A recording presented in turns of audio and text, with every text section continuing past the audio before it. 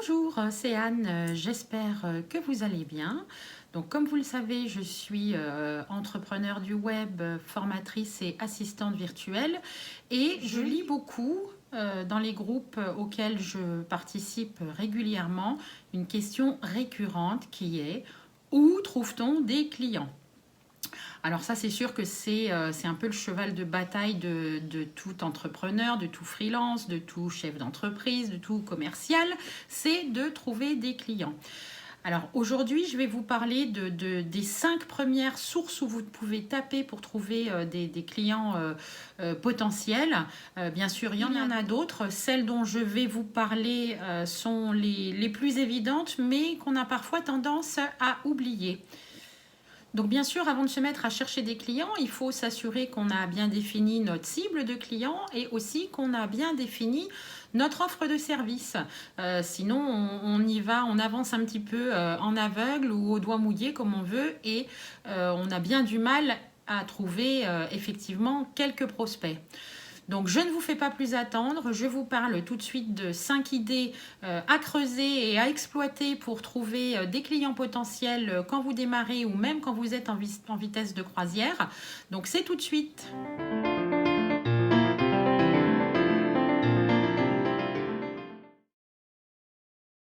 La première idée dont je vais vous parler est tellement évidente qu'on a souvent tendance à la passer à la trappe, c'est le réseau familial et relationnel. Alors oui, on a du mal à penser que notre famille, nos amis, etc. pourraient nous aider quand on cherche des clients. Mais en fait, nos amis connaissent d'autres personnes qui connaissent d'autres personnes. La famille, c'est pareil. Donc ce que je vous suggère dans un premier temps, c'est de préparer un bel email et de l'envoyer à tout votre réseau familial et relationnel en leur demandant de partager cela avec leurs contacts. Quand on procède de cette manière, ça peut vite faire un petit effet boule de neige en fait, parce que le but de cet email, c'est de se faire recommander. Et quand on est recommandé, on a beaucoup plus finalement de facilité à proposer nos services que quand on frappe un petit peu à des portes inconnues en espérant que quelqu'un finisse par nous ouvrir. Donc, première étape, votre réseau familial et relationnel. La deuxième idée, c'est d'utiliser votre réseau professionnel. Sauf bien sûr, si vous êtes fraîchement diplômé, il va falloir oublier cette idée parce que vous n'avez pas encore de réseau professionnel. Mais pour ceux qui en ont déjà, on a tous des anciens collègues, on a tous des anciens employeurs, on a tous des managers, etc. avec qui on a eu une très bonne expérience professionnelle. Et c'est également une mine dans laquelle il ne faut pas hésiter à taper. Alors évidemment, ça va de soi qu'il faut que vous ayez quitté l'entreprise en bons termes parce que sinon personne ne va vous recommander.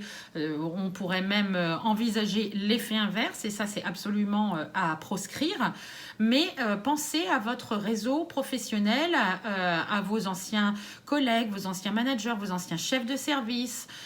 Ça peut être des personnes à contacter qui se feront un plaisir de vous recommander à leur réseau professionnel à eux. Donc encore une fois, on passe en effet boule de neige et c'est exactement ce qu'on cherche. La troisième idée qui peut s'avérer intéressante, c'est les groupes Facebook. Donc bien sûr, il faut les sélectionner correctement parce que sinon, vous allez vous faire aspirer dans les réseaux sociaux et y passer des heures sans jamais obtenir le moindre contact ni la moindre recommandation. Donc même si les groupes Facebook, en général, c'est plus des groupes d'échange, etc., à un moment ou à un autre, vous aurez toujours des propositions de mission ou quelqu'un qui cherche quelqu'un.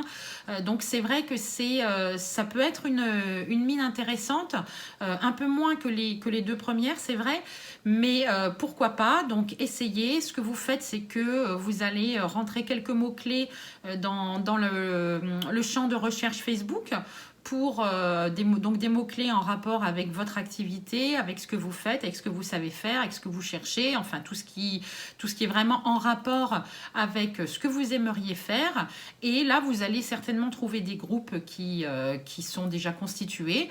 Donc avant de demander à rejoindre, vous vérifiez simplement combien il y a de membres, parce que bien sûr, si en acte 3, vous n'irez pas bien loin avec ça. Est-ce que les dernières publications sont assez récentes? Le but, c'est de s'assurer que le groupe, s'il est déjà bien établi, qu'il soit vivant.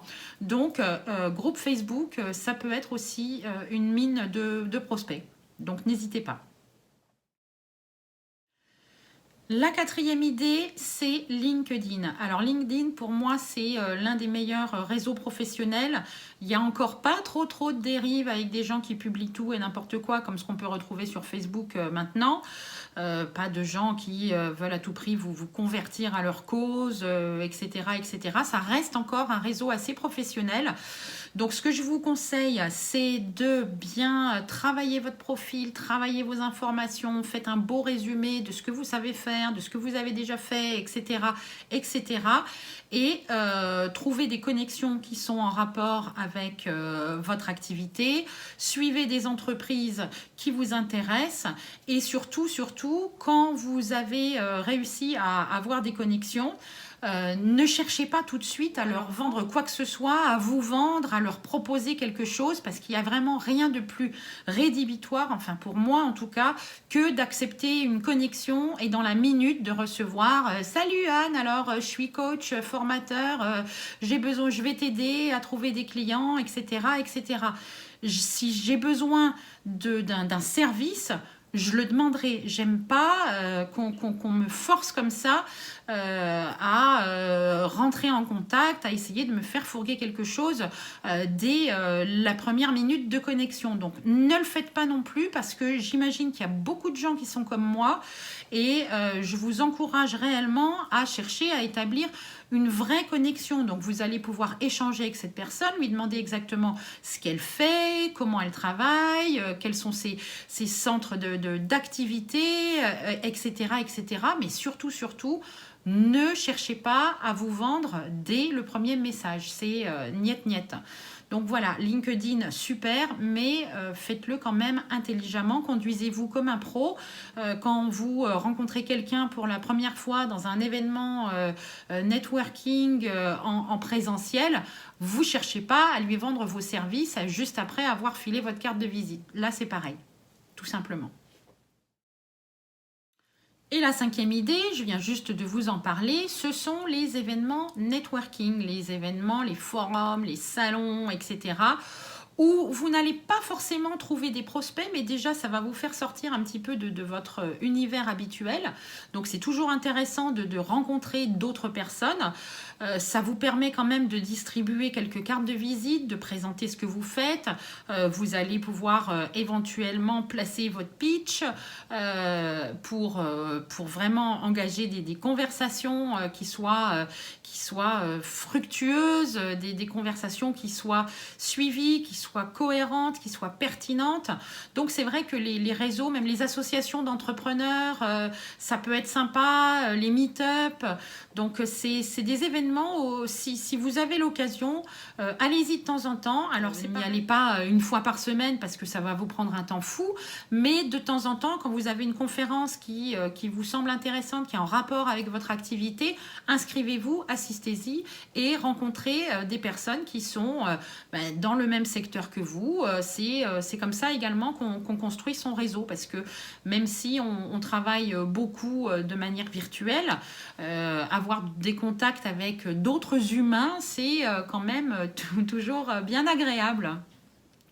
Alors voilà, je viens de vous donner 5 sources où vous pouvez piocher pour trouver des prospects, pour trouver des clients potentiels.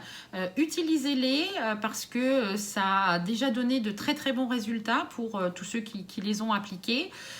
Bien sûr, je ne vous parle pas du bon vieux cold calling qui signifie qu'on va chercher des coordonnées d'entreprises sur le net, des entreprises avec lesquelles on a envie de travailler et puis les appeler pour tenter de proposer nos services ou nos compétences. Donc ça, c'est vrai qu'il y a encore des personnes qui travaillent comme ça.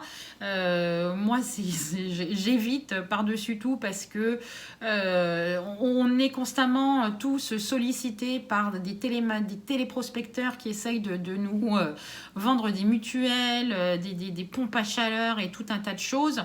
C'est vrai que parfois, quand on appelle les gens, si on est le 5e appel non sollicité, ça, on va se faire jeter directement. Donc, essayez déjà les 5 premières méthodes, surtout votre réseau, qu'il soit relationnel ou professionnel, et voyez déjà ce que ça donne.